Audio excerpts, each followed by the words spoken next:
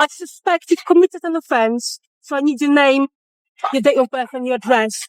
I'm not giving them to you. You realise that if you don't give me the details, I'm going to have to arrest you. That's all right, then I'll sue. Welcome to Noxium, where police power meets public accountability. This episode is brought to us by PJ Audits. Be sure to check the link below, subscribe to his channel and give him the credit he deserves.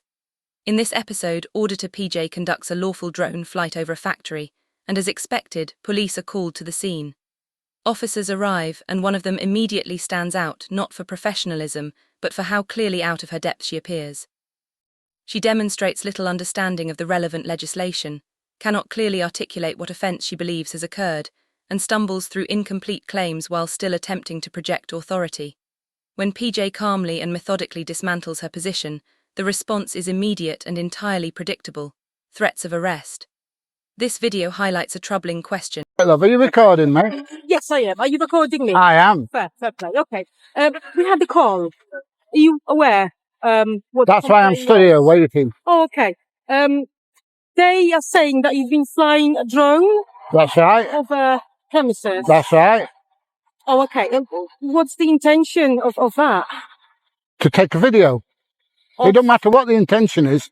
It's uncontrolled airspace, love, and I can fly wherever I like. Oh, and have you got any certificate for that? I don't need a certificate for it. But you got a flyer ID. I have got a flyer ID. Yeah. Have you got that? Can we have a look at your flyer ID, please? Yeah. Pretty much that. So yeah, yeah. So what are the rules and regulations then of flying over an occupied space? You're supposed to know this, not me. Well, you're the person that's got the licence, so therefore I'm checking to see whether you know what the rules and regulations are. Am I all right just to hold it, Peter? As long as you don't take photographs of it.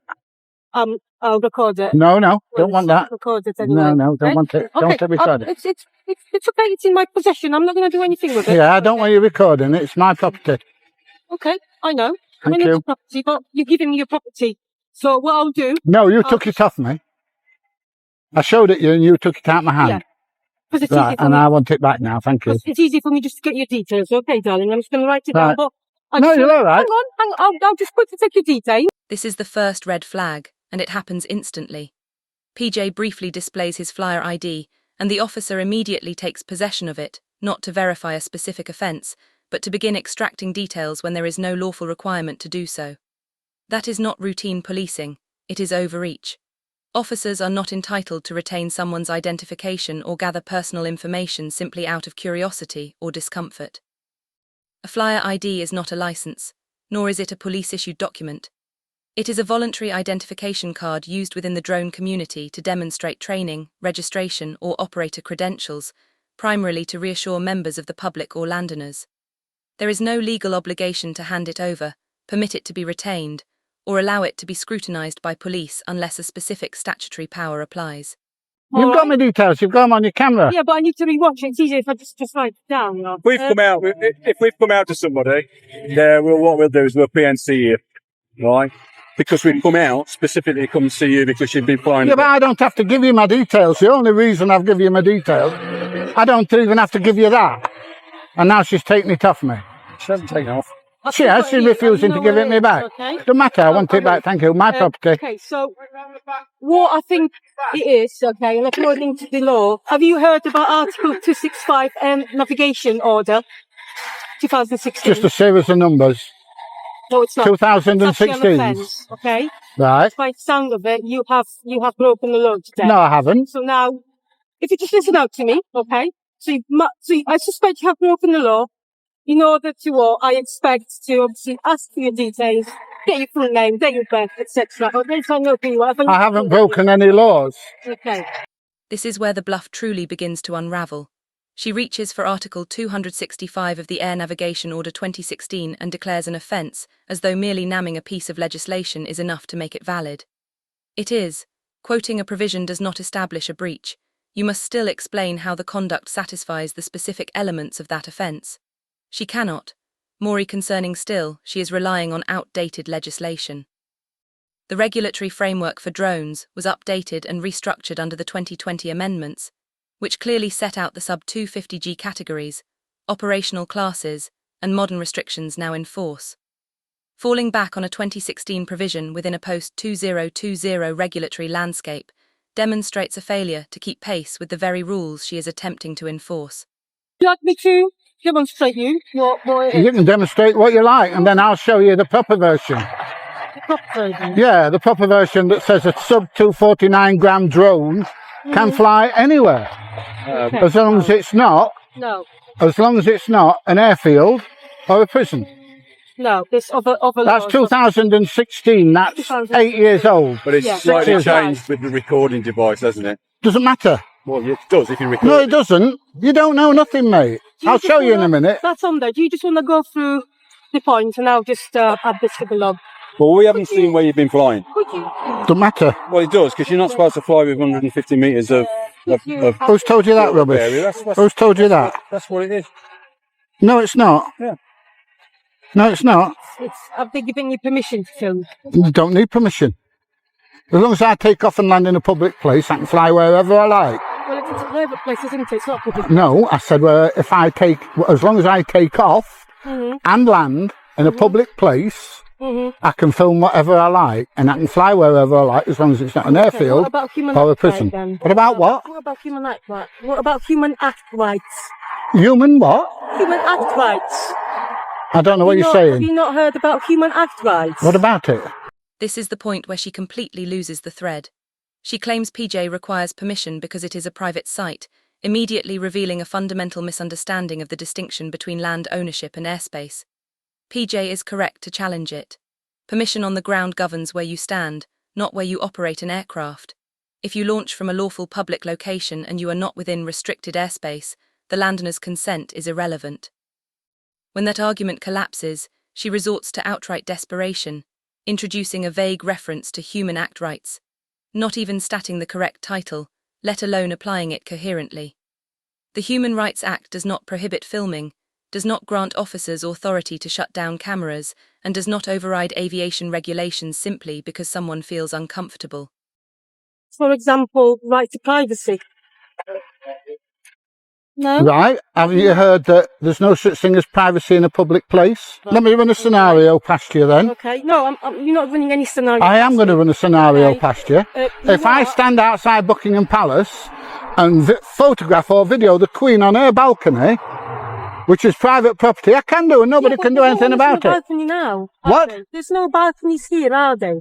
Well, what difference does that make? The point I'm making is, I'm videoing somebody on private land. Okay, but that's not a scenario we're talking about, are Well, we? it is, that's what you've just been talking We're about. talking about you flying over a private business. Doesn't matter. Okay. Doesn't matter. Well, it is, because... No, it isn't. Well, it is. You've got to get the current laws, not laws. It's like saying 50 years ago, 60 years ago, they used to hang you for murder, but they don't anymore. Well, So that I'm not going to get hung. there are certain laws that still stand. Right, and you're wrong. We are. You are wrong, yes. Thank you. I shall clarify. This exchange completely dismantles her position. PJ correctly explains that there is no general right to privacy for anything visible from a public vantage point, and he uses a clear, straightforward example to illustrate it. If something can be seen from a location where the public is lawfully permitted to be, then filming it is lawful. His Buckingham Palace example is not about balconies, it is about visibility. The law does not distinguish between royalty and a factory, it considers whether the subject is exposed to public view. Her response, "There's no balcony here," is remarkable. It demonstrates not only a misunderstanding of drone legislation, but a failure to grasp the analogy explaining a basic principle of privacy law.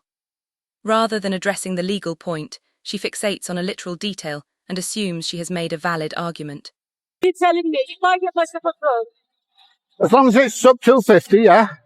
and stand in the road and film you, Yeah, fly it over your garden, yeah. that's absolutely fine with you. You can fly it over my garden. Now, if you try and video in through the windows and stuff like that's a different Well, matter. how do you know I'm not? I don't. But you're talking about scenarios, and you didn't want scenarios a minute ago when I'm talking about the Queen.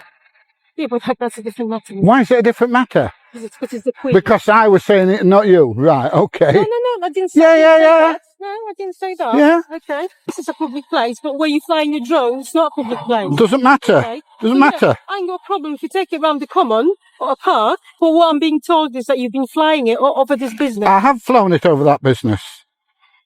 Okay. I have flown it over that business because I'm allowed to legally. I've got here lots of points that you're not allowed to do. And what the laws have changed since 2016. Okay, I'm aware of it. We obviously are not. She remains fixated on the notion that ownership of the ground somehow extends indefinitely upward, as though businesses possess a vertical column of sky above their premises. They do not. Airspace is not divided according to property boundaries, and simply describing it as not a public space does not alter that reality.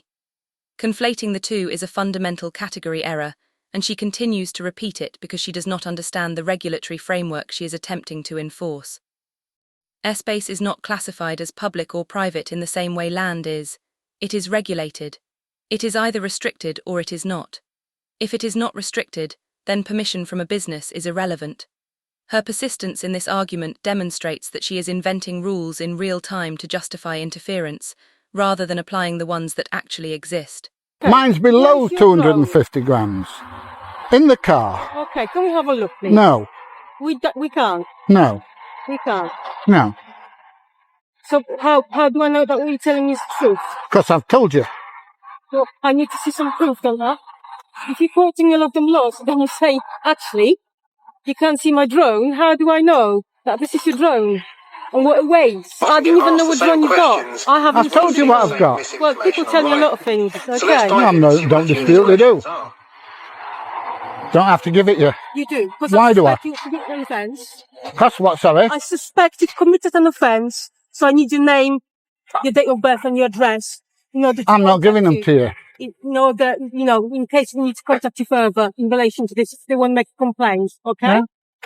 But we're trying to find out what story. We're not trying That's fine. I'll stand here all day until you find I out. haven't got time for that. I haven't got time for that. Well, that's not my problem. But what the officers are asking is, got the right to ask you for your name and your date of birth, and it's an offence not to give it. No, it's not. It's only an offence if I refuse to give my name and address, if I've been arrested or I'm being detained. Well, you're not being any of those. Right, thank you. So I don't have to give my details. She exposes her misunderstanding the moment she asks, "How do I know it's under 249G?" and then immediately pivots to suspicion. That is not how reasonable suspicion operates. Uncertainty alone does not constitute lawful grounds. If an officer has no objective facts indicating an offence, they cannot treat that absence of knowledge as justification to escalate the encounter. PJ's refusal to prove the drone's weight is not defiance. It is a recognition that there is no statutory power compelling him to do so. The second officer then repeats a common street-level myth, claiming they can demand a name and address, and that failure to provide it is automatically an offence. PJ dismantles that assertion just as quickly, and what follows is the most telling moment of all. The officer confirms that PJ is neither detained nor under arrest. That single admission eliminates any remaining leverage they believed they had. You realise that if you don't give me the details, I'm going to have to arrest you. That's all right, then I'll sue you. Fine, you can work. I'm not going to sue you, but I haven't got your details. You're refusing your details, and you have committed an offence in my eyes. So I need your details so I can deal with you without taking you to custody. If you refuse those details, we're going to have to arrest you. Okay. And what are you going to arrest me for? For breach of that. For breach of that? For breach of the flying, yeah. What flying rule's that? Explain to me.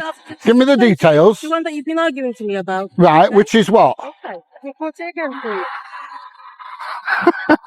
You don't even know what you're talking about. Unmanned aircraft. Right. Need to people, vessels, vehicles, or structures. Right. Okay. Right. That law. Thank you very much. Yeah. But you're quoting specific weights, etc. But you can't prove to us what weight you're refusing. Oh, I can do. We can't. You're not allowing us to see it. So I can therefore, do. the officer's got the right, because at this moment she doesn't know whether an offence has been committed, to ask you for your name and address and date of birth. It's a normal thing, but you're refusing to do that. You're making it difficult. I'm not making it difficult. I'm just telling you. I'll show you my drone. That's all I'm going to do. I see you've got a lot of time on your hands, all right. I'll show you my drone. That's all I'm going to do. So then she prattles on about, why do I have to threaten to arrest you for you to give me your details? I didn't give her my details at all. All I did was show her my drone. Does she look good? Does she look good as a police officer, or does she look an absolute nincompoop? Anyway, I'll let you be the judge of. She comes across as completely inept, and it is the inevitable result of her own words and actions. Every justification she attempts collapses under even minimal scrutiny. Private property is confused with airspace, privacy is misunderstood, waiting is reframed as suspicion born of ignorance. What makes it particularly striking is that none of this unfolds under fast-moving or high-pressure conditions. She has ample time to think, to listen, and yet chooses to bluff her way forward. PJ doesn't expose her by arguing more forcefully. He exposes her by allowing her to speak until the gaps in her reasoning become impossible to ignore. The episode succeeds because it demonstrates escalation driven by ego rather than evidence. Each correction does not reset the interaction, it provokes the next threat. Officers like this are not dangerous because they shout or move quickly.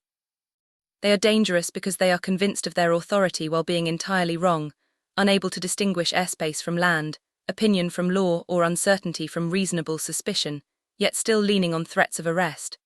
And here she is, empowered to escalate until someone yields. That's it for today's video.